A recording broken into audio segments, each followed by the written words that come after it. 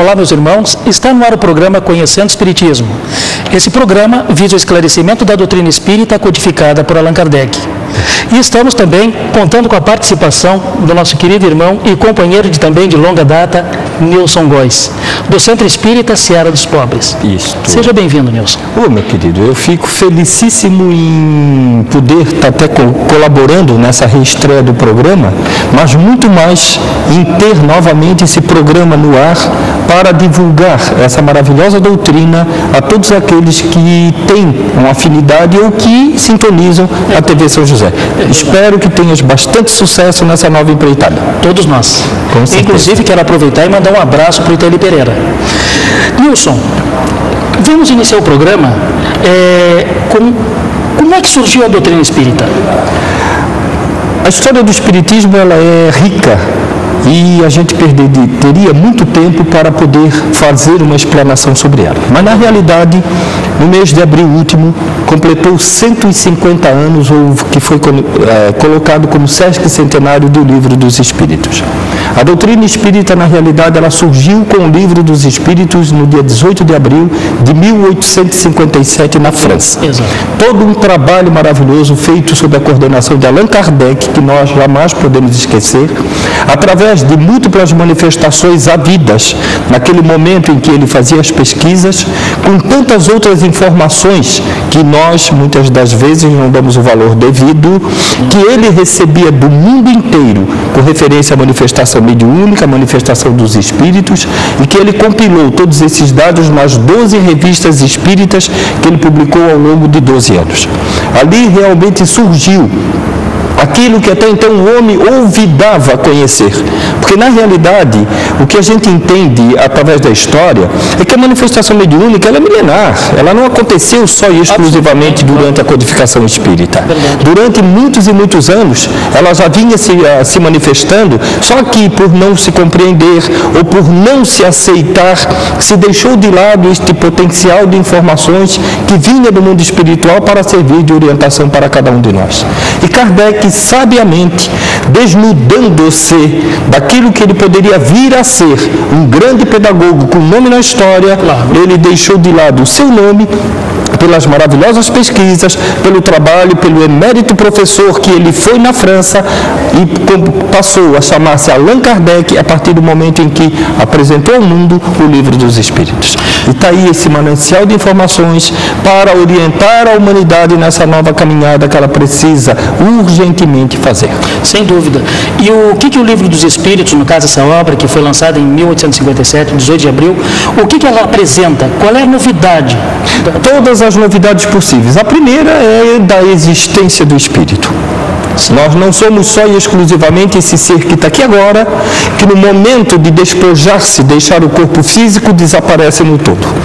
Ele apresentou, na segunda parte do Livro dos Espíritos, justamente que somos espíritos, que tivemos um pretérito e que somos eternos, configurando, acima de tudo, que o ser não é só e exclusivamente este corpo que tem a fala, que tem o olhar, que tem o se vestir, que tem as necessidades físicas, as necessidades químicas e que se apresenta no mundo num determinado espaço-tempo. Nessa temporalidade, nascer, morrer, como a gente diz. Na realidade, nós já usamos o termo desencarnar, para daqui a pouco, provavelmente, voltar novamente a uma nova etapa da sua existência. Aproveitando esse termo desencarne, ou a reencarnação. Nesse caso, Allan Kardec ele não traz como novidade a questão de reencarne, né? Isso já vem de longa data. Sim, já na época dos pensadores antes, já em Platão, na doutrina, na filosofia grega, Sócrates e Platão, já se admitia a reencarnação. Certo. E muito antes mesmo deles, os druidas já admitiam, os hindus, que é uma cultura milenar, uma civilização milenar, muito antes de Jesus, também já admitia a reencarnação.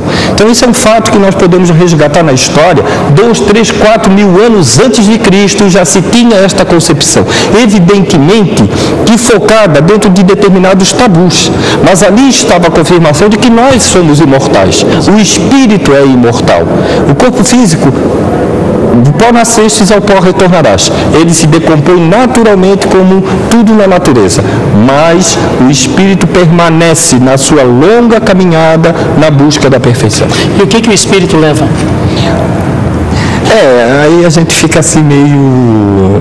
Porque ele pode levar muitas coisas boas, como também muitas coisas ruins, a ter que resgatar ao longo do processo da vivência.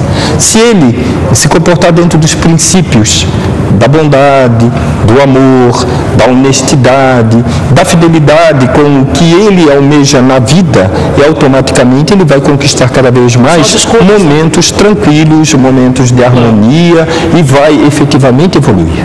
Se por outro lado ele praticar aqueles atos censuráveis hoje nas relações humanas, evidentemente ele vai ter sofrimento, ele vai passar por dor, ele vai passar por situações difíceis, até efetivamente acordar, despertar e voltar a se aprimorar na caminhada. Perdido, jamais ele fica. Porém, ele terá a oportunidade de retornar o caminho de acordo com os princípios que a doutrina espírita nos lega, que é um resgate do ensinamento de Jesus. Exato. Mas isso aí sempre as oportunidades são dadas, sempre. Ninguém é esquecido.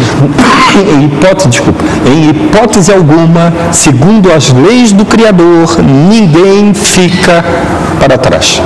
Aliás, agora tu falasse em Criador, em Deus no caso, o Livro dos Espíritos, ele apresenta na primeira pergunta uma questão muito importante e um termo. Sim. Esse termo não é quem personifica. Que é Deus. Explica melhor isso. Vejam que até então se tinha toda essa concepção, e as religiões ali existentes colocavam sempre a figura na pergunta de quem é Deus, fazendo inclusive aquela imagem de Deus, um velhinho, barbudo, cabelo branco, e parava por ali. Kardec sapientemente fez a pergunta: quem é Deus?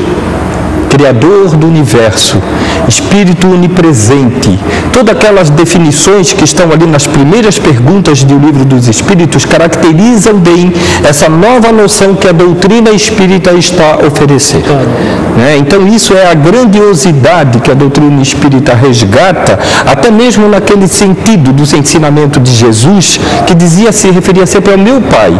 O meu Pai é aquele Espírito Criador de todo o universo, cheio de bondade, de amor, que nos criou para a perfeição, que criou uma lei a mais justa que pode existir no momento, no mundo, vigindo no mundo, e principalmente para nós, são as leis divinas, as leis naturais, que está aí uma lei de causa e efeito, que está aí a própria lei da reencarnação, que está aí o que a doutrina espírita apresenta.